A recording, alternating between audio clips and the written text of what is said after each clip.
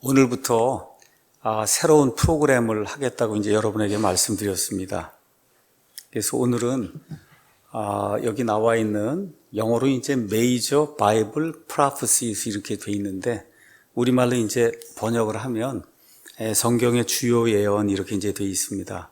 이 책은 미국의 텍사스주에 가면 우리가 이제 우리말로 이제 달라스 신학교라고 이제 돼 있고 미국 사람들처럼 하면 이제 댈러스 이제 신학교가 있는데 그 신학교의 총장을 지낸 존 월브우드라고 하는 그런 분이 지은 책이에요. 월브우드 이게 참 우리가 이제 많은 미국 사람 대하는데 아주 굉장히 이렇게 뭐라 그럴까 흔치 않은 그런 성입니다. 네, 그래서 제가 오늘 가서 위키피디아에 가서 월브우드를 한번 쳐봤어요. 그렇게 했더니 1910년 5월에 태어나셔서 2002년 12월에 이제 돌아가신 걸로 이렇게 이제 되어 있습니다. 그러니까 아마 92세 사신 것 같아요. 먼저 댈러스 그 신학교를 잠깐 소개하도록 하겠습니다.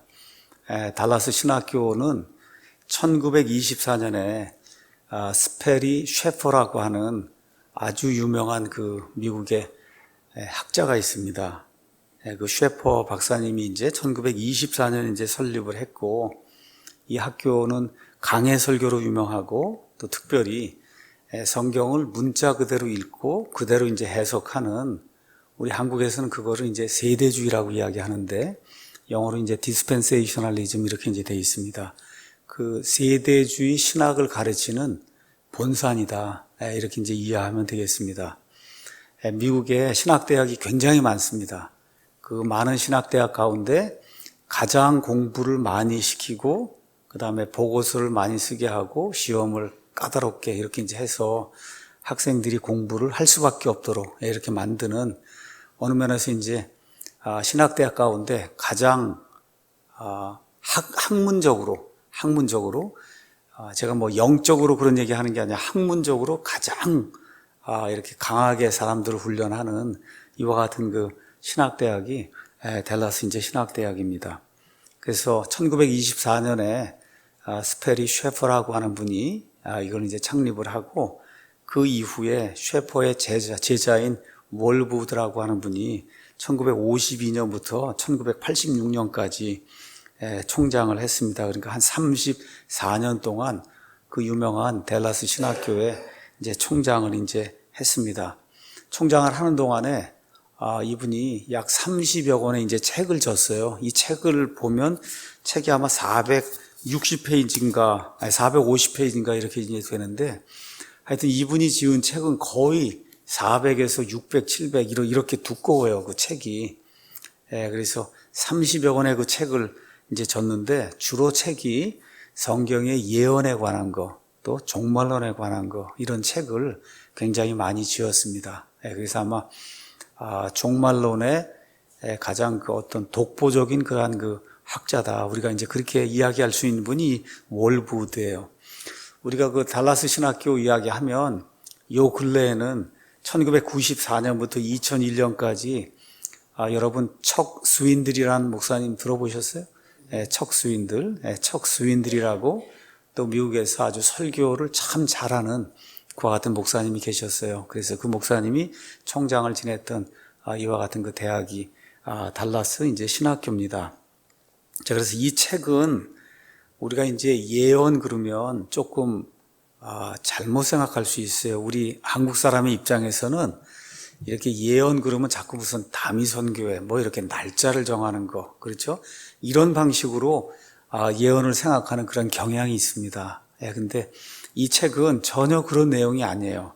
이 책은 창세기부터 요한계시록까지 성경 전체를 하나님의 이 인류를 향한 그런 계획, 이것이 무언가를 가르쳐 주기 위해서 성경 전체적으로 하나님의 뜻과 하나님의 섭리를 보여주는 이와 같은 그 책이에요. 그래서 이 안에 가서 보시면 제가 여러분에게 나눠드린 대로 여기 37가지 토픽이 안에 들어 있습니다. 근데 이제 예언 이렇게 얘기하니까 두 번째 가서 보시면 죄와 사망, 그 다음에 구원과 영적 전쟁, 뭐 이렇게 이제 막 나오니까 이게 무슨 예언인가. 이게 예언입니다, 이게. 그래서 죄와 사망에 관한 거, 구원과 영적 전쟁에 관한 거, 뭐 등등 해서 우린 보통 이제 예언 그러면 저 이스라엘, 그렇죠. 이 다음에 뭐 천년왕국, 뭐 새하늘과 새 땅 이쪽 것만 자꾸 생각을 하는데 실질적으로 예언은 핵심이 하나님께서 하나님 자신의 계획을 우리에게 알려주시는 거예요. 그게 예언입니다. 그래서 이 책을 통해서 창세기부터 요한계시록까지 하나님께서 인류를 위해서 어떠한 계획을 가지고 계시는가. 근데 그 계획이 있는데 그거를 하나님이 나중에 쭉쭉 성취하시려면 창세기부터 시작해서 앞으로 이런 일이 있고 이런 일이 있고 이런 일이 있다고 하나님이 계속해서 이제 말씀을 먼저 하시는 거예요. 그 말씀을 먼저 하는 게 그게 예언이다. 이런 의미의 예언으로 생각을 해야지 이렇게 날짜를 뭐 이렇게 정한다거나 그렇죠? 꼭 뭐 이스라엘하고만 상관이 있다거나 이런 것만 다루는 것이 전혀 아니라는 거. 그래서 제가 오늘 이거를 이렇게 나눠 드렸고 또 이제 홈페이지에 이제 올려놓을 겁니다. 그래서 37개 이런 토픽이 있어요. 그래서 시작이 인간 역사의 예언 차트 1번 이렇게 돼 있고 오늘 이제 그걸 할 겁니다. 그 다음에 37번이 새하늘과 새 땅 이렇게 이제 돼 있습니다. 그래서 이 안에 어쩌면 한두 가지는 빼야 될 수 있고 또 어떤 거는 우리가 추가를 해야 될 게 있고 뭐 이렇게 이제 하다 보면 한 35회에서 한 40회 정도 하나님께서 인간들 향해서 어떠한 계획을 미리 선포하시고 그 계획을 어떻게 성취하시고 그렇게 해서 이 사람들을 통해서 하나님의 뜻을 어떻게 성취하시는가 이렇게 이제 되면서 결국 지금 우리가 살고 있는 이 땅 그 다음에 이런 모든 것들이 결국은 사라지고 새하늘과 새 땅 저와 여러분이 한 번도 경험해 보지 못한 다른 차원의 완전히 다른 차원의 이와 같은 그 세상이 열립니다. 영원이란 세상. 그 세상을 성경은 새 하늘과 이제 새 땅이라고 이야기하는데 거기에 이르기까지 하나님께서 하나님 자신의 열심을 가지고 여기서 미리 말씀하신 그 일을 어떻게 계속해서 이루어 가시는가. 이런 내용이 이제 이 안에 기록이 되어 있습니다. 그래서 이거를 그냥 성경책 안에 끼워 놓으시고 그래서 이제 1과 2과 3과 이렇게 해서 하나씩 이렇게 지워가면서 이 말씀을 이 월부드라고 하는 분이 적어놓은 이 책을 가지고 하나님의 말씀을 살펴보는 그런 시간을 갖도록 하겠습니다. 자, 그래서 이 안에는 사람의 운명 그리고 예수 그리스도 첫째 아담 그 다음에 둘째 아담 예수 그리스도 그 다음에 이스라엘 교회 새하늘과 새 땅까지 이런 하나님의 모든 계획 이런 것들이 이제 이 안에 들어 있습니다. 앞에 가서 이제 서문을 읽어보니까 참 귀중한 그런 내용이 들어 있습니다. 제가 이제 우리 학생들 이제 한 과목을 가르치잖아요. 그럼 중간에 이제 퀴즈를 봅니다. 퀴즈 보면 책 제목이 뭐냐, 저자가 뭐냐, 몇 년도 판이냐 일단 물어요. 자세히 보라고. 자, 여기 가서 보면 서문이 나와요. 서문에 이 책을 짓게 된 배경이 있어요. 그러니까 이제 그것도 제가 여러분에게 알려드려야 그래서 이분이 이런 책을 지었구나. 무슨 책을 지으려면 무슨 목적이 있고 어떤 동기가 있어야 책을 짓는 거 아닙니까? 그래서 성경의 주요 예언이라고 하는 이런 책을 이제 이분이 지었는데 지었을 때 그 동기, 이것이 무엇인가를 파악을 하면 그럼 여러분이 이 책을 이해하는데 많은 도움이 되지 않겠는가 이렇게 이제 생각이 듭니다. 자, 이분이 여기 말씀드린 대로 1910년부터 2002년까지 살았어요. 그러니까 20세기, 21세기를 산 거예요. 20세기, 21세기. 그래서 이분이 뭐라고 이야기했느냐 하면 20세기는 변화의 시대다. 그렇게 이야기를 했습니다. 이분이 1910년에 태어났는데 1900년 정도에 태어난 사람은 달구지를 타고 다녔어요. 수레를 타고 다녔어요. 근데 얼마 지나지 않아서 자동차가 나왔어요. 그렇죠? 그 다음 아마 1903년인가 라이트 형제들이 처음으로 글라이더해서 비행기 날르는 그런 실험을 해서 사람이 조금 날아갔습니다. 그 이후에 비행기가 나왔어요. 그리고선 1900년도 이게 후반 20세기 넘어가면서 아폴로 11로 달 착륙하는 그런 것도 나오고 그 이후에 뭐가 나와요? 우주 왕복선 한 번 갔다가 그게 아니 갔다가 왔다 하는 우주 왕복선까지 이제 나오는 그런 시대가 된 거예요. 그러니까 한 1910년 정도에 이렇게 태어나서 지금까지 사시는 한 100세 정도 사시는 분은 인류가 경험해보지 못했던 엄청난 그런 그 변화를 경험을 한 거예요. 그러니까 이분도 1910년부터 2002년까지 92년을 사는 동안에 어쩌면 그 전에 5천년이고 그 인간이 뭐 살았던 그 안에 일어났던 변화 있잖아요. 그런 변화의 몇십 배가 넘는 그런 변화를 이 90년 동안 살면서 본인이 직접 체험을 했던 거예요. 그러니까 지금 뭐 30살 이렇게 돼서 이 문명 사회 이런 것들을 그냥 전체적으로 다 보시는 그런 분들은 이게 무슨 얘기하는 건지 이해가 안 될 테지만 하여튼 1910년, 20년, 심지어 한 1930년 정도에 태어나신 분만 해도 엄청나게 많은 그 변화가 인간 사회에 일어났다는 거, 그걸 아마 이해를 하실 겁니다. 무슨 이야기 하는 건지. 과학의 큰 발전이 일어났고, 그러면서 이분 이야기대로 정부 구조에도 많은 변화가 생겼어요. 공산주의, 사회주의, 민주주의, 뭐 이런 것들이 세계 여러 나라에서 특별히 공산주의 같은 것은 여러분 잘 아시는 것처럼 1850년경에 이렇게 이론적으로 만들어지고 그리고 소비에트 연방 이런 데서 실제로 인류 역사상 처음으로 엄청난 크기의 그런 국가가 실제 실험을 했단 말이에요. 공산주의라고 하는 거. 뭐 이런 것들이 이제 일어나고 또 아시는 것처럼 1차 세계대전, 2차 세계대전이 일어나서 수많은 사람들이 이렇게 죽게 되는 이와 같은 비극도 이제 겪었습니다. 이렇게 되면 인간 삶에 많은 변화가 생겼어요. 특별히 1945년 8월에 미국이 그 전에 개발했던 이 원자폭탄을 일본에다 갖다 이제 2발을 이제 떨어뜨려서 인류가 한 번도 경험해보지 못한 그와 같은 엄청난 그 파괴력을 가진 그 살상무기, 이것 때문에 그 이후에 또 사람들이 고통당하는 그런 일이 생기고 하여튼 인간이 한 번도 경험해보지 못한 그런 일이 인류 역사에서 이제 발생하게 됐고 그 이후에 또 대륙간 탄도미사일이라든지 하여튼 사람들이 이제 과학이 이제 이렇게 발전하면서 많은 사람들을 동시에 죽일 수 있는 이와 같은 무기를 이제 개발했어요. 그 전에는 이런 걸 상상도 못한 거예요. 요한계시록 여러분 가서 보시면 그 안에 나중에 나팔, 트럼펫 이런 심판이 나오고 할 때 전체의 3분의 1이 다 죽어서 없어지는 그런 일이 생겨요. 전 인류에. 그런 일이 19세기 전에는 상상을 못한 거, 어떻게 그런 일이 생길 수 있을까.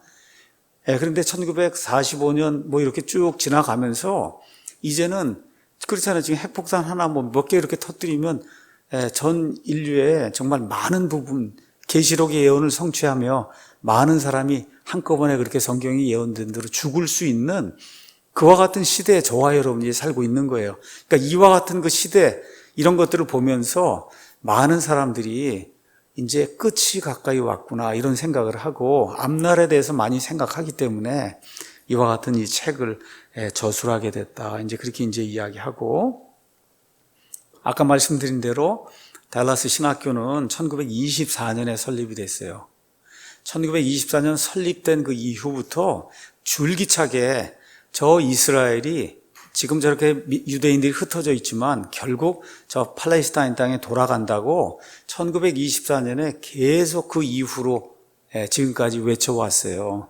근데 여러분 아시는 것처럼 1945년 그 이전에 이스라엘의 상태가 어땠어요? 전 세계에 흩어져 있고 어느 누가 과연 이스라엘이 저 팔레스타인에 돌아오리라고 어느 누가 예측을 하고 그게 실현되리라고 생각을 했겠어요. 근데 여기 달라스 신학교 또 라킨이라든지 많은 그 성경을 문자 그대로 읽는 그와 같은 분들이 저 유대인들의 땅, 저 가나안 땅, 저 팔레스타인 땅에 반드시 유대인들이 돌아간다. 그거를 계속해서 선포하니까 다른 사람들이 미치광이라 그랬단 말이에요. 저 사람들이 도대체 무슨 성경을 저렇게 읽을 수 있냐. 이분들 주장은 성경을 있는 그대로 가서 구약 성경을 읽어봐라. 하나님의 말씀에 따라 이스라엘이 반드시 저 땅으로 돌아간다.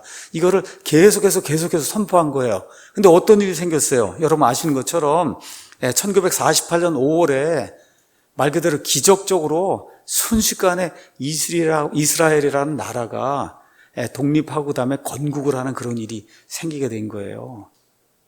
말 그대로 기적이 발생한 거예요. 기적이. 그렇죠?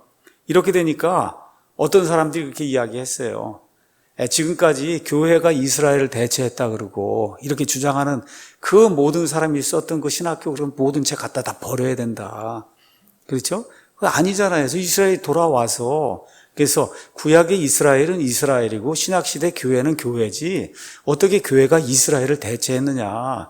그와 같은 그 신학이 근한 2000년 동안 교회 안에 이렇게 이제 존재해 왔는데 이런 모든 거 카톨릭 신학이거든 이런 모든 거 갖다 버려야 된다.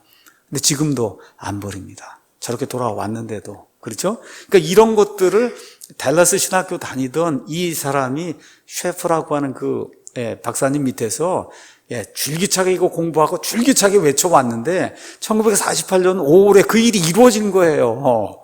여러분 상상이나 할 수 있냔 말이에요. 그 일이 눈앞에서 이루어지고 그 이루어진 다음에 그 다음에 1967년 어떤 게 생겨요? 6.1 전쟁이 생기더니 하나님의 성전을 지으려면 예루살렘을 회복해야 돼. 구도시 예루살렘을. 그 전에 없었단 말이에요. 그 이스라엘 땅이 아니에요.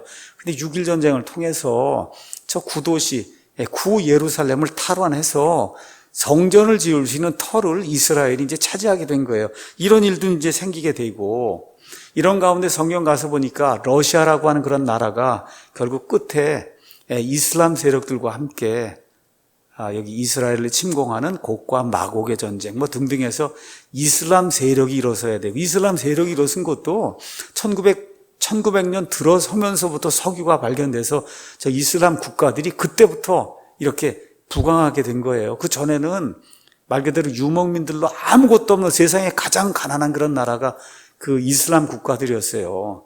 근데 러시아가 쓰죠. 이슬람 국가들이 서죠. 이제 이렇게 되면서 저와 여러분이 이렇게 성경 처음부터 끝까지 이렇게 읽을 때 성경이 누가 읽어도 알 수 있는 그런 수준의 그러한 그 예언, 그렇죠? 이런 것들이 눈앞에서 성취되는 걸 지난 100년 동안 보게 됐다는 겁니다. 그 전에 상상도 못한 거예요. 그러니까 예를 들어 마르틴 루터 같은 경우 1517년에 이 요한계시록을 이렇게 읽으면서 이 책은 없었으면 좋겠다. 이해가 안 되는 거예요. 1517년에 이거 하는데 뭐 인류의 3분의 1이 죽고 뭐 이렇게 뭐 나오는데 이게 어떻게 이루어질까. 그렇죠? 그렇게 생각하던 때가 있었단 말이에요.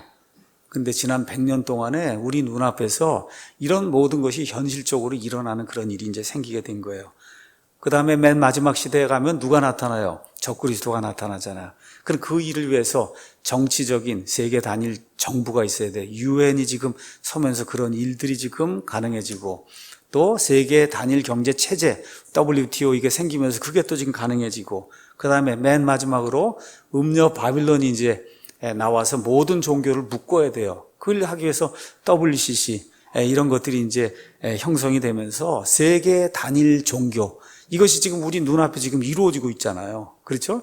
이러한 모든 것들을 이 월부드라고 하는 분이 1910년에 태어나서 2002년에 죽을 때까지 이런 모든 것들을 직접 눈으로 자기 눈으로 목격을 한 거예요.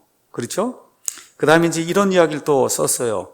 우리가 살고 있는 이 대한민국 아니면 미국 이런 데는 자유민주주의, 자유시장경제 체제 이런 게 이제 하는데 인간이 가지고 있는 죄성 때문에 마음대로 이렇게 자유시장경제 이걸 하게 되면 빈부격차가 심해지고 여러 가지 어려움이 구조적으로 발생할 수밖에 없는 이와 같은 일이 어떻게 평등하게 안 되는 겁니다. 이렇게 하다 보니까 맨 마지막 때에는 결국은 적그리스도라고 하는 그런 통치자가 나타나서 모두에게 이렇게 평등하게을 나눠주는 이와 같은 사회주의 많은 학자들이 그렇게 이야기하는데 이분도 이제 그런 것들을 조금 언급하는 것 같아요. 그래서 맨 마지막 때에 사람들을 평등하게 잘 살게 해주겠다는 어떤 그런 가치 이런 걸 내걸고 완전 독재를 꿈꾸는 이와 같은 그 시대가 이제 앞으로 다가오게 될 것이다. 하여튼 이런 것들 쭉 이야기하면서 지난 100년 동안 엄청난 변화가 이 땅에서 이루어졌고 그래서 인류 역사가 한 6,000년쯤 된다고 할 때 그 5,900년 동안 일어났던 그 변화 다 합친 것보다 지난 100년 동안 일어났던 변화가 인류 역사상에서 훨씬 더 큰 거예요. 그 변화가. 근데 그 변화의 폭이 계속해서 급증하는 그런 상태에 저와 여러분이 이제 살고 있는 겁니다. 자, 그래서 이런 엄청난 변화가 이 땅에서 이제 일어났고 그래서 성경의 여러 예언들이 본인 눈앞에서 있는 거를 참 그렇지 않겠어요? 이분 같은 경우 1910년에 태어나서 그렇죠. 달라스 신학교에 들어가서 이스라엘이 돌아온다 그러고 남들이 다 미쳤다 그러는데 그거 해서 돌아오고 6.1 전쟁을 통해서 저렇게 땅을 확보하고 그렇죠. 러시아, 이슬람 뭐 여러 가지 이런 모든 것들이 눈앞에서 막 일어나는 걸 보니까 야, 이거 정말 예수님 오실 날이 정말 가까이 왔구나. 성경이 굉장히 우리 영어식으로 표현하면 리얼하게 아주 진짜 현실적으로 딱 맞게 이렇게 이제 되기 시작한 거예요. 그래서 이 월부드라고 한 분이 이 책을 이제 기술한 게 이와 같은 일들이 일어나는 그런 시점에 성경에 나오는 37가지 주요 예언들 이런 것들을 요약 정리해서 그래서 우리 그리스도인들에게 하나님이 인류를 향해 가지고 계신 계획이 무엇인가 이런 거를 처음부터 끝까지 한번 이렇게 제시하면 좋겠다. 이분이 이 책 말고도 또 가서 보면 Every prophecy in the Bible인가 성경의 모든 예언 그거 가서 보면 창세기부터 시작해서 요한계시록까지 성경에서 나오는 모든 예언을 다 정리를 했어요. 그게 아마 한 700페이지가 되는 것 같아요, 그 책이. 그러니까 그런 일들도 하고 했는데, 그걸 이제 우리가 다 할 수는 없고, 그러니까 이 책은 그 가운데서 우리 인간에게 가장 중요하다고 생각이 되는 그 토픽 37가지만 이렇게 쭉 이렇게 나열을 해서 우리에게 이제 알려주는 겁니다. 그래서 인류를 향한 하나님의 전체 계획을 살펴보는데 도움이 될 거예요. 사실 제가 이런 말씀을 드리면 그런데 이게 굉장히 고급 코스예요, 이게. 미국 같으면 신학대학원에서 어느 한 코스로 그래서 이거 전체를 가르치는 이런 내용이에요. 그러니까 우리 교회가 이런 걸 이제 하게 됐다라고 이야기하는 거는 그동안 모르겠어요. 한 1000번이고 1500번이고 설교도 하고 강해도 하고 많이 했잖아요. 이런 모든 것들을 그냥 요약 정리하는 거다. 요약 정리. 처음부터 끝까지 하나님이 인간을 향해 어떤 계획을 갖고 계신가. 그걸 이제 이번에 이제 하게 됐으니까, 그래서, 이 말씀을 중심으로 해서 성경을 풀어나가는 거예요. 처음부터 끝까지 하나님이 인간을 향해서 어떠한 계획을 미리 말씀하시고, 그거를 수행하시고, 맨 끝에 가셔서 완성하시는가. 그러니까 상당히 뭐라 그럴까, 흥미진진한 그런 내용이 될 것 같습니다. 자, 1장은 가서 보니까 인간 운명에 대한 예언 차트다 이렇게 이제 돼 있는데 인간의 운명에 대해서 성경이 무엇라고 이야기하느냐 하면서 이제 이분이 아이들 이야기를 이제 시작을 합니다. 아이들은 본능적으로 많은 질문을 한다. 여러분 애를 키우면 조금 지나서 이제 말을 하기 시작하면 아주 간단한 것부터 시작해서 묻기 시작을 해요. 그렇죠? 이렇게 단순한 질문을 하면서 점점 크면서 여러 가지 복잡한 그런 질문을 합니다. 하나님이 누구시냐? 하나님이 계시냐? 사람은 어떤 존재냐? 죄란 뭐냐? 천국, 지옥, 영생 등 이렇게 사람이 점점 성장하면서 여러 가지 것들이 이제 질문하게 되죠. 자, 그래서 하나님이 사람을 하나님 자신의 형상대로 만들었다 그랬어요. 형상이란 말은 판박이란 뜻이야. 하나님의 판박이로 만들었다는 거야. 하나님이 생각할 줄 알고 사고할 줄 알고 이렇게 논리적으로 이성적으로 이렇게 사유할 수 있기 때문에 사람도 그와 같은 능력을 가지고 태어난 겁니다. 그렇기 때문에 자기 앞에 놓여 있는 어떤 문제에 대해서 질문도 하고 답을 찾으려고 인간이라면 누구나 다 노력을 하는 거예요. 그래서 가장 심오한 그런 질문이 하나님이 존재하시냐? 하나님은 도대체 어떤 분이냐? 자, 그런데 이 하나님에 대한 그 지식, 창세기 이제 시작이 되면 하나님이 사람을 만드셨고, 그래서 하나님에 대한 지식을 아담과 이브가 가지고 있었는데, 여러분 아시는 것처럼 조금 지나서, 얼마 지나지 않아서 하나님에 대한 지식이 사람의 타락으로 말미암아 그 다음 세대에게 전달이 되질 않습니다. 이렇게 되면서 창세기 11장 가서 이 바벨탑 이제 사건을 가서 보시면 그 이후에 말이 혼란해지면서 그러면서 온 세상으로 쫓겨나갈 때 하나님에 대한 그 믿음을 가진 사람 거의 없게 되고 온 세상으로 다 흩어져 나가는 동안에 하나님이 아니라 마귀를 섬기는 대한 그런 지식을 가지고 중국, 인도, 이집트, 그렇죠? 메소포타미아, 심지어 한국 다 이렇게 해서 흩어져 나왔거든요. 그래서 이런 것들 저와 여러분 봐요. 우상 숭배하는 그와 같은 그 지식을 가지고 사람들이 바벨탑에서 다 흩어져 나갑니다.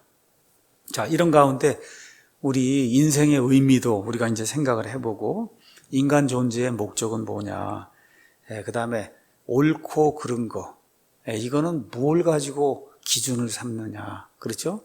그 다음에 우리가 살다 보면 가치관을 가지고 세상을 봐요. 가치관.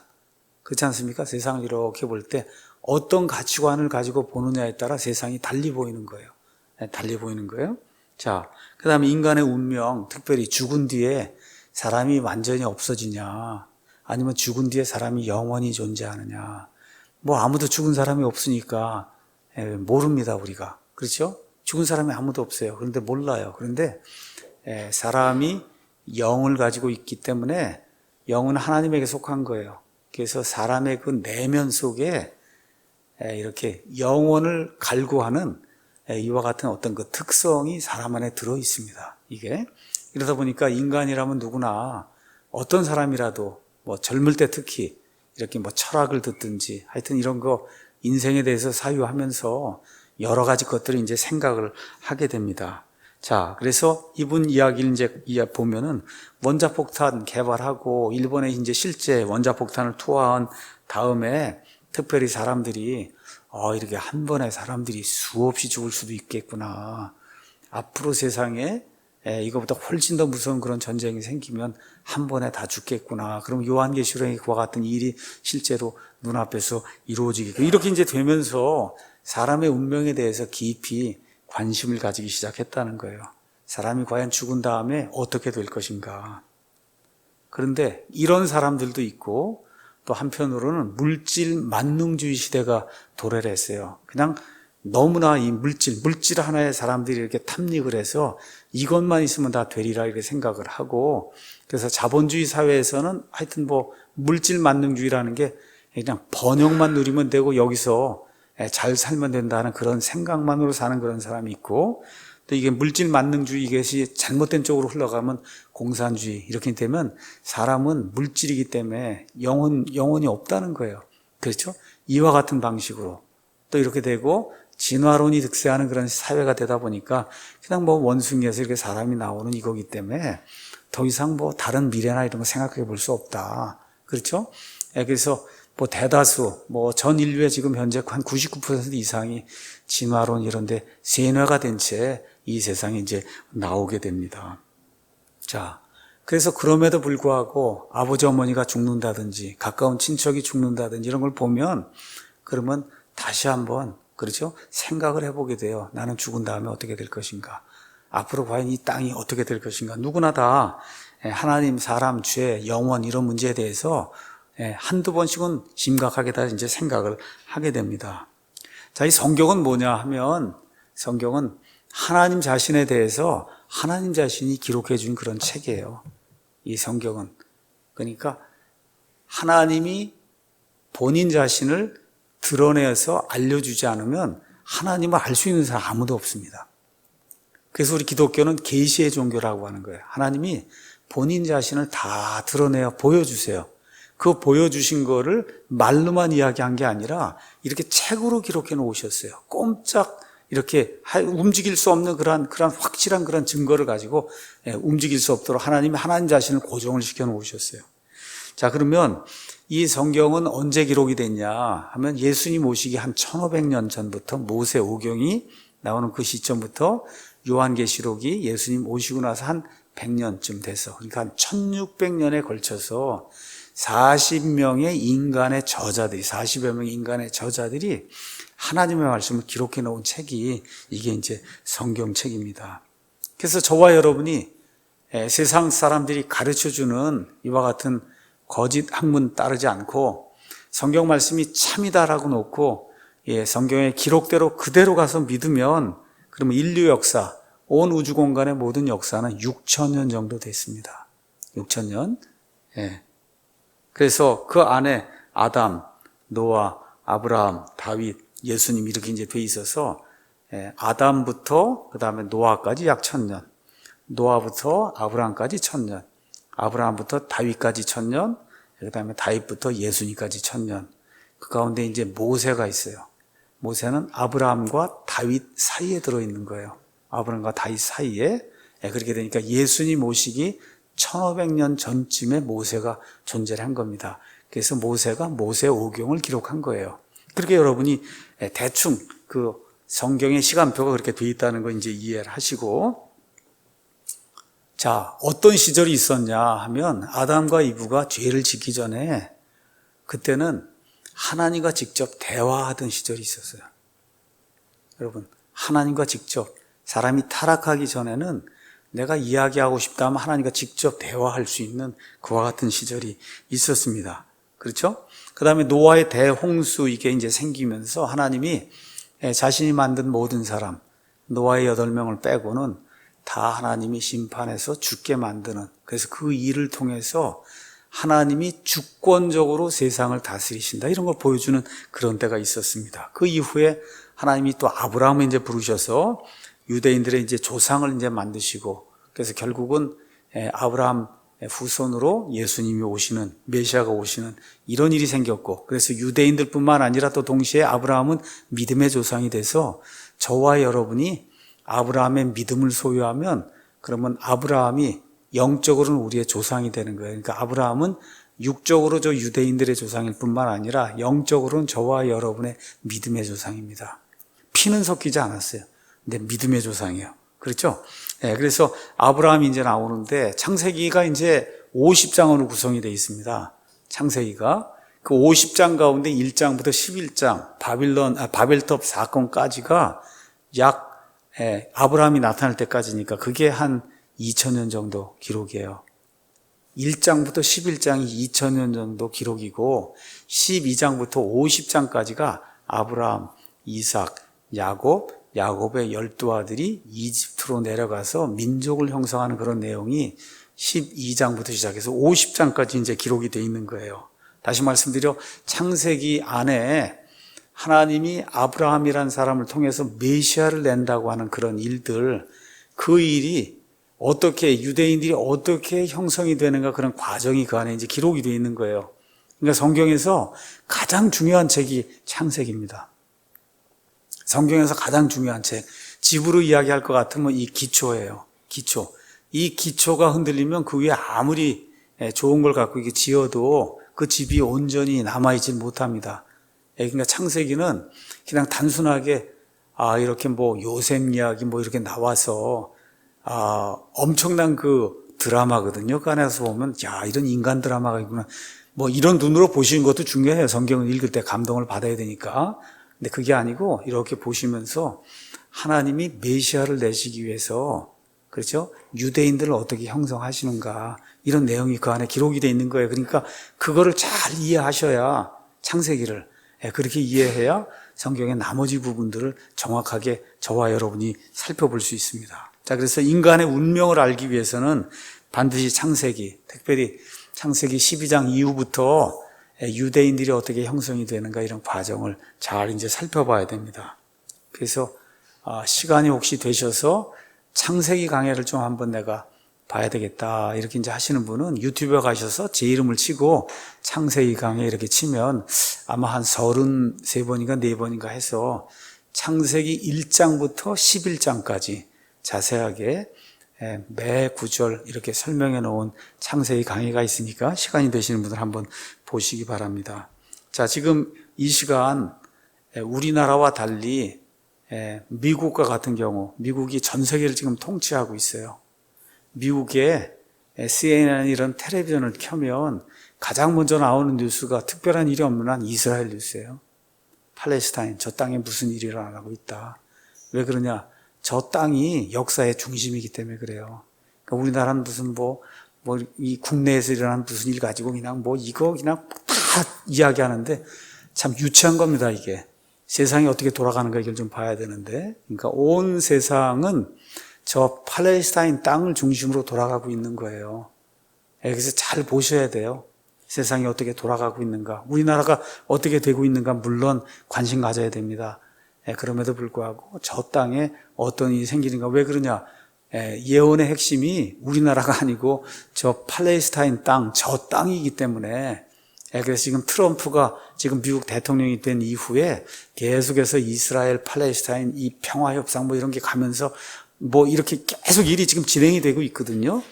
그런 거에도 가끔씩은 좀 시간을 내셔서 어떤 일이 일어나고 있는지 여러분이 좀 살펴보셔야 됩니다. 왜 그러냐? 제가 말씀드린 대로 예언의 핵심은 유대인이에요. 유대인. 그래서 인류 역사가 12시가 되면 마감이 된다. 이렇게 되면 지금 한 11시 55분쯤 됐단 말이에요. 나머지 5분이 착착착 이렇게 가는데 이게 해서 이게 마감이 되는 이 시점을 알려주는 나라가 유대인 저 이스라엘이다. 그걸 중심으로 미국, 러시아, 이슬람 사람들, 그렇죠? 뭐 유럽의 여러 나라들, 심지어 우리나라까지도 다 거기에 연관이 돼 있는 거예요. 이란에 핵무기 팔고, 그렇죠. 북한이 거기다 생화학무기 또 시리아에 팔고, 뭐 이렇게 이제 하면서 이스라엘을 죽이려고 그렇게 하고, 이게 다 연관이 돼 있는 거예요, 이게. 여러분, 그런 관점으로 세상을 한번 보시라고. 우리나라가까지도 다 그렇게, 심지어 북한까지도 연관이 돼 있어서, 이스라엘이 가장 싫어하는 국가가 북한이에요. 왜 그러냐? 이란에 핵무기를 팔고, 그렇죠. 시리아에 이와 같은 생화학무기, 이런 거 해갖고 사람 죽이고, 이스라엘 사람 죽이려고 노력하는 거에 가장 크게 기여하는 나라가 북한이다. 그러니까 다 걸려 있는 거예요, 저기에. 그래서 그런 것들을 우리가 이제 한번 봐야 됩니다. 자, 그래서 이제 우리 월브우드 박사님이 구약 성경, 인간 운명에 대한 구약 성경 예언 차트를 중요한 거 몇 가지를 요약을 했습니다. 첫 번째는 뭘 봐야 되냐? 아담과 이브를 향한 하나님의 계시를 봐야 된다. 자, 아까 말씀드린 대로 이 두 사람은 죄 짓기 전에 에덴 동산에 거하면서 하나님하고 같이 대화를 나눴어요.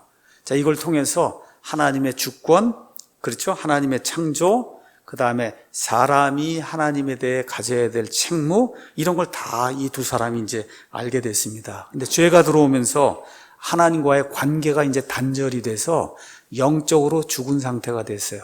그래서 아담 이후에 태어난 모든 사람은 아담의 형상대로 이렇게 창조가 돼서 성경의 표현에 따르면 마귀의 자식들로 죄인으로 이 세상에 태어납니다.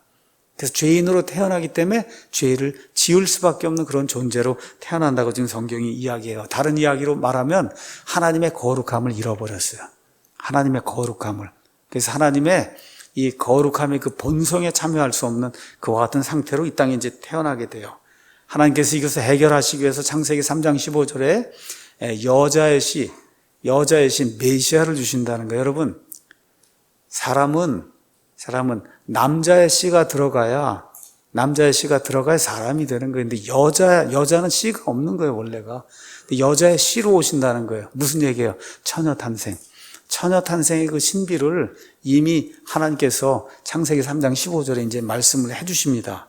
자, 그 뒤에 아담과 이브를 내쫓으시면서 이들이 지금 벌거벗고 있는 상태에서 하나님께서 어떤 짐승인지 나와 있지는 않지만 그 짐승을 죽여서 그 짐승의 가죽 옷으로 이 부끄러움을 가려주는 그와 같은 일을 하나님이 해주세요. 이런 거를 통해서 죄를 가리기 위해서는 죄 없는 무엇인가가 반드시 피를 흘리고 죽어야 된다. 이와 같은 상징적인 그런 언어, 그림으로 하나님 이런 것들, 그래서 대신속죄는 반드시 죄가 없는 누군가 아니면 무엇인가가 피를 흘려야 된다는 거. 이런 것도 하나님이 그림으로 이제 보여주셨어요.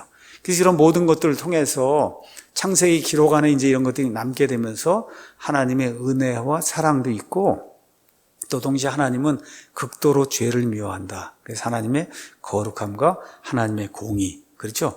그래서 하나님은 사랑의 하나님일 뿐만 아니라 동시에 공의의 하나님이다. 그래서 십자가라고 하는 거, 이거는 하나님의 공의를 만족시키기 위해서, 그렇죠? 그래서 온 세상 모든 사람의 죄가 없는 완전한 희생예물, 우리 예수님에 놓으셔서 하나님의 공의를 하나님이 만족시키신 거예요.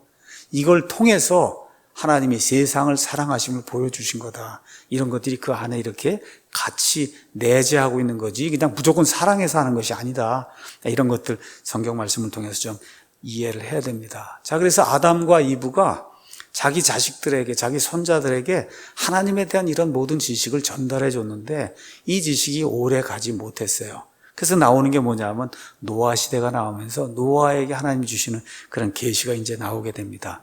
창세기 6장 그러니까 아담으로부터 한 1500년 정도 이렇게 지나는 그런 시점, 이쯤이 되었을 때 또 하늘에 하나님의 천사들이 땅에 있는 사람들의 이제 딸들을 취해서 이렇게 유전자 변형이 생기면서 그래서 거인이 생산되는 그런 이야기.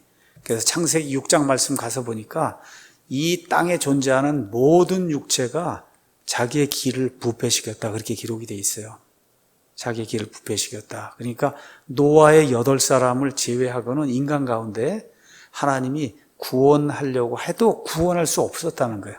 그래서 그 8사람만 남기고 하나님이 그 모든 사람을 대홍수를 통해서 이렇게 멸절시키는 이와 같은 내용이 그 안에 기록이 되어 있습니다.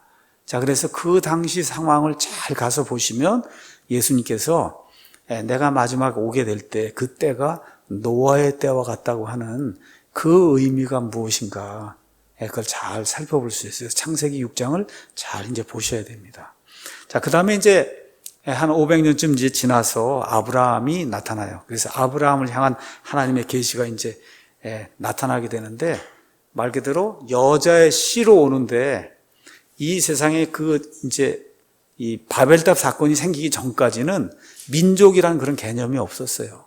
민족. 근데 이제 흩어져 나가면서 많은 여러 나라 말을 사용하는 많은 민족들이 생기게 된 거예요. 그 많은 민족들 가운데서 하나님이 본인을 위해서 한 백성을 불러내는 일을 시작하는 거예요. 아브라함을 통해서. 근데 아브라함이 훌륭한 사람이 아니에요. 어디에 살았어요? 갈대아 우르에 살면서 자기 아버지 데라와 함께 우상을 섬기던 사람이에요. 그 우상을 섬기던 사람을 하나님이 저 가나안 땅으로 부르셔갖고 그래서 결국은 그 아브라함을 통해서 유대인이라고 하는 그런 그 하나님의 한 백성, 육신적인 그 백성은 이제 이끌어내는 그런 이야기가 하나님이 아브라함에게 주신 그런 그 말씀을 통해 이제 드러나게 됩니다. 그게 뭘 약속해요? 땅을 약속합니다. 저 땅은 영원토록 너와 내 자손의 거다. 그렇죠? 그런데 또 뭐를 약속해요? 씨를 약속하는데 그 씨 중에 대표적인 게 뭐야? 메시아. 메시아는 이제 약속해준 그런 내용이 아브라함을 향한 하나님의 계시 속에 이제 들어 있습니다. 자, 근데 아브라함은 유대인들의 조상만이 아니라 신약성경 가서 보니까 특히 갈라디아서 가서 보니까 어떻게 돼 있어요? 저와 여러분이 육신적으로는 아브라함하고 피를 나누지 않았습니다. 그럼에도 불구하고 아브라함이 지녔던 그 믿음, 그렇죠? 그 믿음이 뭐예요? 내 씨가 저 하늘의 별들 같이 된다. 그렇게 이야기할 때 아들이 있었어요? 없었어요? 없었잖아요. 없었는데도 불구하고 하나님 말씀하셨으면 그대로 될 줄로 믿습니다. 그 믿는 믿음, 그 믿음을 하나님이 의로 여겨주셨다. 창세기 15장 6절에 의로 그거를 믿는 그 믿음을 의로 여겨주신 거예요. 저와 여러분도 마찬가지예요. 아브라함이 소유했던 그 믿음, 하나님의 말씀에 대한 그 믿음, 지금 이 시대에는 하나님께서 예수 그리스도의 그 십자가의 공로, 그 피를 통해서만 구원받을 수 있는 그 사실, 그렇죠? 이 동일한 믿음, 이거를 믿게 될 때는 저와 여러분이 유대인이 아니지만 아브라함이 우리의 믿음의 조상이 된다. 그렇게 되니까 아브라함은 유대인들의 조상일 뿐만 아니라 믿는 자들의 조상이 되는 거예요. 근데 지금 이 시대 믿는 자들의 대다수가 누굽니까? 이방인이란 말이에요. 그렇죠? 그러니까 우리가 뭐라고 이야기할 수 있냐? 육신적으로는 유대인들의 조상이고, 그렇죠? 저 팔레스타인 땅, 저기 있는 저 유대인들의 조상이고, 영적으로는 거의 대다수가 지금 이방인이니까 믿는 이방인들의 조상이다. 이런 내용이 아브라함을 통해서 하나님이 주신 계시 안에 이제 들어 있습니다. 자, 그 이후에 하나님이 아브라함으로부터 한 500년쯤 지나서 모세를 부르세요. 그래서 모세를 부르셔서 드디어 모세오경이라고 하는 하나님의 말씀을 기록하게 하는 거예요. 그래서 하나님께서 하나님의 특별한 그런 섭리를 통해서 1500년, 그때부터 한 2500년 전에 아담이 살았거든요. 그때부터 시작돼서 이게 내려오던 그런 모든 것들을 하나님께서 모세를 통해서 요약 정리해 주셔서 저와 여러분이 모세 이전에 있던 그런 기록들도 여기 가지고 있는 거예요.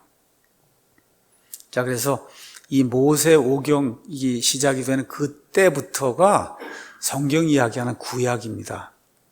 여러분 잘 들으셔야 돼요. 우리 신약이 있죠. 신약은 예수님 사건 이후부터가 신약이에요. 예수님이 내 피로 세우는 새 상속 언약을 주겠다 그랬잖아요. 예수님 십자가 사건이요. 그럼 우리가 그 전은 구약이라고 얘기하는 게 아담도 구약이야. 맞긴 맞아요. 근데 성경 이야기할 때 올드 테스터먼트는 율법 시대에 살던 걸 이야기하는 거예요. 율법을 받았을 때 뭘 받아요? 언약을 받았거든요. 그거를 올드 테스터먼트라고 얘기하는 거다. 그러니까 시대적으로 이야기하면 아담도 구약 시대 사람 맞습니다. 그런데 우리가 신구약을 가서 이렇게 보면서 구약은 예표요 그림자요, 신약은 실체라고 이야기하지 않습니까? 그렇죠? 이렇게 해서 예표가 있고 실체가 있고, 그렇죠? 예를 들어서 짐승의 어린 양의 피, 진짜 어린 양의 피를 했단 말이에요. 이게 실체가 누구예요? 어린 양이신 예수님이잖아요. 그렇죠? 그런 일은 이스라엘 백성에게 주어졌던 옛 상속 언약하에서 이루어진 거예요. 옛 상속 언약. 그러니까 엄밀한 의미의 옛 상속 언약 구약은 모세부터 예수님 십자가까지다. 그게 올드 테스타먼트입니다. 뉴 테스타먼트는 십자가 이후부터 지금까지 뉴 테스타먼트예요. 자, 그래서 구약은 예표, 그림자, 신약은 실체, 이런 거에 대한 많은 것들, 레위기에 나오는 여러 희생 예물, 그렇죠? 출애굽기에 나오는 이집트 탈출할 때 그 어린 양, 그렇죠? 그 외에도 여러 가지 이 사람들의 의식법이 있었어요. 의식. 그 의식법은 다 예수 그리스도라고 하는 실체를 가리키는 그림자요, 예표였다. 또한 모세의 그 기록을 통해서 보면 모세가 이스라엘 백성의 미래에 대해서 하나님으로 봤던 그와 같은 이 계시를 기록하고 있습니다. 자, 이렇게 된 이후에 500년쯤 지나서 하나님이 이제 좁히는 거예요. 여자의 씨, 그 다음에 아브라함의 후손. 근데 아브라함의 후손 중에 나중에 12지파가 생기잖아요. 12지파 가운데 하나를 택해요. 그건 누구? 유다 지파를 택해서 그 중에서 누굴 택해요? 다윗을 택하는 그런 이렇게 쭉 줄어들어요. 그래서 다윗에게 하나님께서 메시아 왕국을 주시겠다고 하는 아주 구체적인 그런 약속을 이제 주시는 거예요. 메시아 왕국은 다윗의 후손을 통해서 온다. 그래서 신약 성경이 이제 시작이 되면서 어떻게 돼요? 아브라함의 자손이시요, 다윗의 자손이신 예수 그리스도의 세대에 대한 책이다. 그렇게 이야기할 때 아브라함이 나오고 다윗을 이렇게 더 안정적으로 딱 들어가면서 왕으로 오시는 분, 그리스도, 메시아, 여기에 대한 그 내용이 이제 나오는 거예요. 그렇게 이제 되면서 다윗을 향한 그 하나님의 그 계시, 이거는 왕국을 주는 거예요. 그래서 예수님 오셔서 하늘의 왕국을 선포하셨어요. 그런데 그 왕국이 거부가 되죠. 그래서 예수님 이 다윗을 통해서 주었던 그와 같은 왕국은 실제로 예수님 재림의 때의 문자 그대로 이루어지게 되는 겁니다. 자, 이렇게 이제 된 이후에 한 500년쯤 지나가게 되면 누가 나타나느냐? 다니엘이 나타납니다. 다니엘. 그래서 BC 600년에서 한 530년 경에 다니엘이라는 사람이 이제 바빌론에서 살았는데, 이 다니엘에게 느부갓네살 왕을 통해서 다니엘에게 계시가 나타납니다. 그래서 이방인들의 때라고 하는 게 이제 시작이 돼요. 그래서 유대인들이 이방인들 밑으로 들어가서 그래서 국가를 형성하지 못하고 그 밑에서 종로로 타며, 그래서 이방인들이 세상을 지배하게 하는 그런 때, 그게 이방인들의 때인데, 그 때가 이 다니엘서 2장에 가서 보니까 바빌론, 메데 페르시아, 그리스, 그 다음에 로마에서 로마가 지난 다음에 붕 뛰어넘어서 맨 마지막에 사람의 손으로 하지 않은 돌이 나타나서 세상의 모든 왕국들을 무너뜨리고, 그리고 하나님 원하시는 돌왕국, 다시 말해 천년왕국을 세우는 그런 일이 다니엘서 2장에 다니엘을 통해서 이렇게 드러나게 된 거예요. 꿈은 누가 꿨냐 하면 느부갓네살이 꿨고, 그래서 그 꿈을 해석해서 세상의 왕국들이 이렇게 변천한다 하는 거를 다니엘을 통해서 하나님이 이제 보여주세요. 뿐만 아니라 다니엘서 9장에 가서 보시면 하나님의 백성 이스라엘 향해서 70일에 490년이 정해졌다는 거, 이걸 통해서 맨 마지막 한 일에 7년 환란기가 있다는 거, 이거에 한중간에 적그리스도가 언약을 깨고 들어가서 그래서 이 하나님의 성전에서 이제 가증한 그런 짓을 행하고, 그 이후부터 3년 반 동안 온 세상, 특별히 유대인들이 한 번도 경험해보지 못했던 대환란기가 시작이 된다는 거. 이렇게 되면서 다니엘서 12장 끝에 가서 보시면 그래서 이 부활하는 그런 일이 생겨요. 그래서 다니엘이 천년왕국의 때가 되면 그래서 부활해서 하나님이 자기 조상들에게 주었던, 다니엘에게 주었던 그 땅이 있어요. 영어로 라트라고 돼 있어요. 우리 남동공단면 로트 그렇게 했죠. 로트, 영어로는 랏이에요. 랏, 이게 하나님이 지정해준 그 땅에 가서 다니엘이 딱 쓰는 이렇게 돼서 이 부활한다고 하는 그런 것들, 이런 것들이 이제 다니엘서에 이제 기록이 되어 있는 겁니다. 자, 그래서 구약 성경에 이와 같은 그 6가지 계시가 특별히 아주 중요하게 이렇게 나타나 있다. 이 외에도 언급하지 않았지만 여러분 잘 아시는 이사야의 대언, 그렇죠? 예레미야의 대언, 에스겔의 대언, 뭐 등등해서 말라기까지 대언서는 그 안에 그 당시 사람들 향해서 하나님 주시는 대언의 말씀이 한 90%, 한 95% 정도 되고 붕 뛰어넘어서 천년왕국의 때 바로 전에 대환란기 주의 날, 그렇죠? 그 다음에 천년왕국, 그 다음에 새하늘과 새 땅, 이런 것들을 다룬 내용이 한 5%에서 한 10% 정도 이렇게 돼서 그런 내용들도 이제 많이 들어 있습니다. 자, 그 다음에는 이제 이분이 인간 운명에 대한 신약 성경의 예언 차트를 4가지 정도로 이제 요약을 했습니다. 그래서 첫 번째는 신약 성경에서는 예수 그리스도를 통한 하나님의 계시. 그래서 히브리서 1장 1절에 가서 보니까 구약 시대에 다양한 방법으로, 그렇죠, 여러 대언자들을 통해서 하나님 말씀하셨는데 이 마지막 날들에는 자신의 아들을 통해서 말씀하신다. 맞죠? 여기서 자신의 아들을 통해서 하나님 자신을 드러내 보여주시는 거예요. 그래서 요한복음 1장 17절에 가서 보니까 이렇게 이제 기록이 되어 있습니다. 요한복음 1장 17절 제가 읽어보겠습니다. 우리가 다 그분의 충만하심에서 받았음에 은혜를 대체하는 은혜니 이는 율법은 모세를 통해 주셨을 때 은혜와 진리는 예수 그리스도를 통해 왔기 때문이다. 구약 시대에도 은혜 시대입니다. 근데 이 신약 시대 예수님이 가져오신 은혜는 구약 시대의 은혜를 대체할 정도로 엄청나게 큰 그런 은혜라는 거예요. 왜 그러냐? 있는 것처럼 여기 율법, 구약 시대는 율법이 지배를 했어요. 제가 말씀드렸죠. 율법, 구약 시대, 이거는 모세 시대부터라는 거, 이스라엘을 이야기하는 거예요. 그때는 율법이 지배했으나 예수님 오신 이후엔 은혜와 진리가 지배하는 그런 시대가 돼서 말 그대로 은혜를, 구약 시대의 은혜를 대체할 정도의 엄청난 그런 은혜가 베풀어지는 이와 같은 시대. 그게 누구를 통해서 이루어지냐? 예수님을 통해서 이루어진다. 그래서 하나님의 은혜가 절정을 이루는 그와 같은, 그게 예수님을 통해서 이제 드러나게 되고 십자가 이제 사건이 이제 생기게 되죠. 여러분 아시는 것처럼 3년 반 동안 우리 예수님께서 집중적으로 거의 100% 그분 자신의 모든 시간과 말씀과 모든 이 에너지를 유대인들 향해 쓰세요. 그래서 뭐라 그래요? 유대인들 향해서 하늘의 왕국이 가까이 왔다. 그래서 땅에서 메시아가 다스리는 그런 왕국이 왔으니까 회개하고 돌이키라고 하는 그런 말씀을 전하는데 이스라엘이 거부합니다. 그러니까 예수님께서 뭐라고 말씀하세요? 너희가 주의 이름으로 오시는 이하고 나를 받아들일 때 재림의 때까지 하늘의 왕국이 연기가 된다. 그래서 재림의 때로 연기되는 그런 내용 이렇게 이제 나오고, 그 다음에 특별히 마태복음 24장 25장은 대환란기에, 또 그다음 대환란기가 끝나면서 천년왕국에 들어가게 될 때 그때 이방인 민족들을 양과 염소로 구분해서, 그래서 지옥에 들어갈 자들하고 천년왕국에 살아서 몸을 가지고 들어갈 자들에게 나누는 그런 내용이 또 24장 25장에 이제 기록이 되어 있습니다. 자, 그 다음에는 이제 사도행전이 있어요. 사도행전, 교회라고 하는 게 세워졌어요. 인류 역사 한 번도 없었던 그와 같은 기관, 그렇죠? 예수님의 피를 통해 구원받으면, 그렇죠, 그 사람은 예수님의 교회가 되는 거예요. 그렇죠? 한 번도 인류 역사에 나타나지 않았던 그와 같은 예수님의 신약교회, 이렇게 이제 되면서 처음에 한 10년 동안은 그 교회 안에 거의 100%가 유대인이었습니다. 유대인.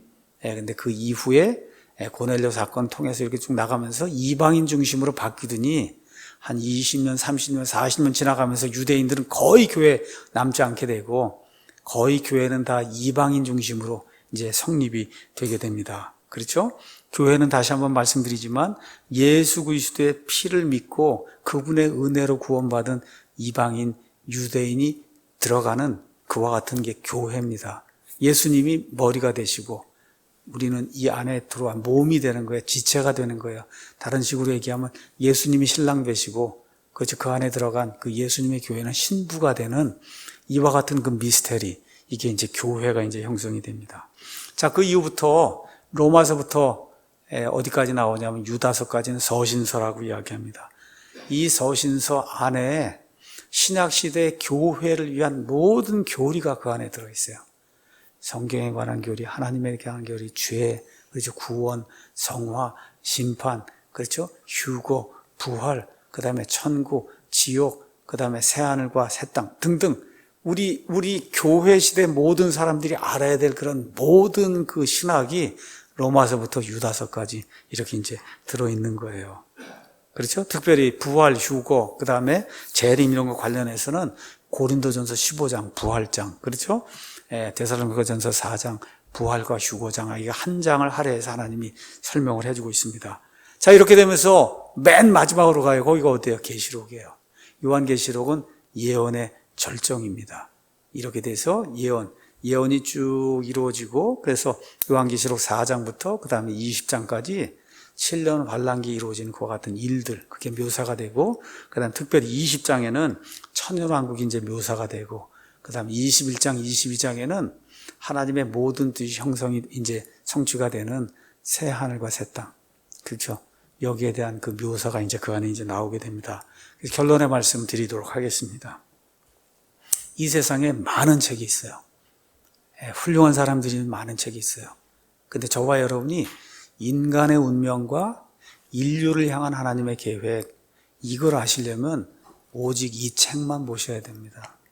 이 책을 이 성경의 주요 예언이라고 하는 이 책이 여러분과 저를 위해서 가장 중요한 것들 한 37가지를 요약을 해서 알려주는 거예요. 이 책이 결코 성경을 대신하지 못합니다.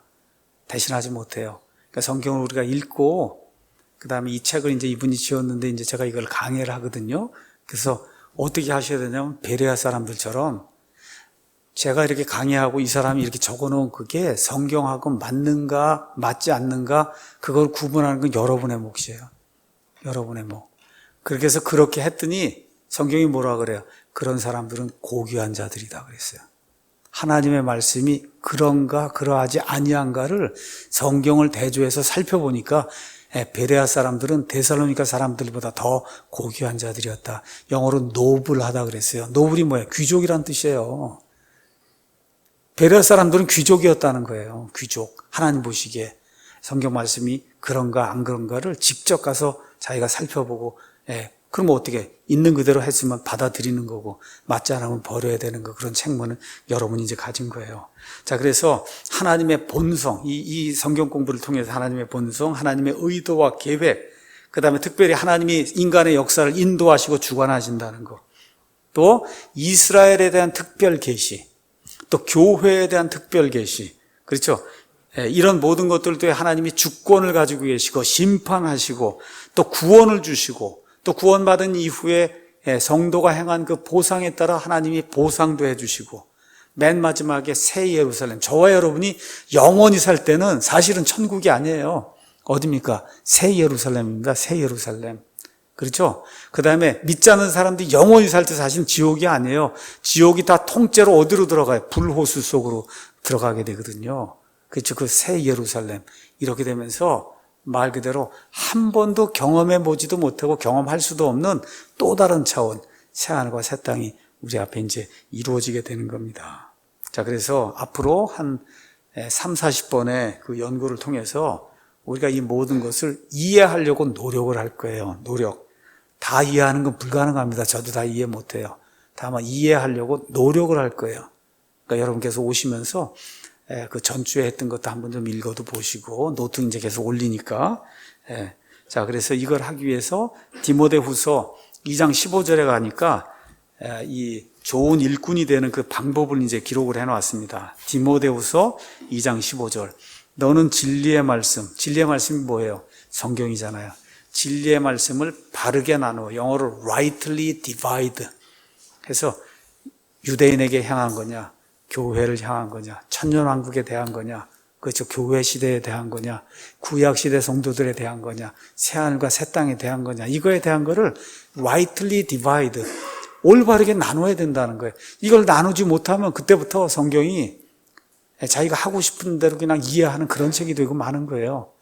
그래서 너는 진리의 말씀을 바르게 나누어 너 자신을 하나님께 인정받은 자로 부끄러울 것이 없는 일꾼으로 나타내도록 연구해라. 여기 영어 이제 스타디라는 단어가 나오는데, 원래 스타디는 열심을 내라는 뜻이에요. 원래가. 이것이 이제 변하면서 연구한다, 공부한다 이렇게 이제 된 거거든요. 열심을 내서 연구하라는 거예요. 이 월부드 박사님의 성경의 주요 예언, 이걸 이제 공부하면서 저와 이름이 열심을 해서 성경을 연구하면 여기 있는 그대로 어떻게 돼요? 하나님께 인정받은 자, 그렇죠? 부끄러울 것이 없는 그와 같은 일꾼이 될 줄로 믿습니다. 오늘 여기까지 하고 마치겠습니다. 자, 혹시 끝나고 이번 거는 좀 질문을 하도록 그렇게 하겠습니다.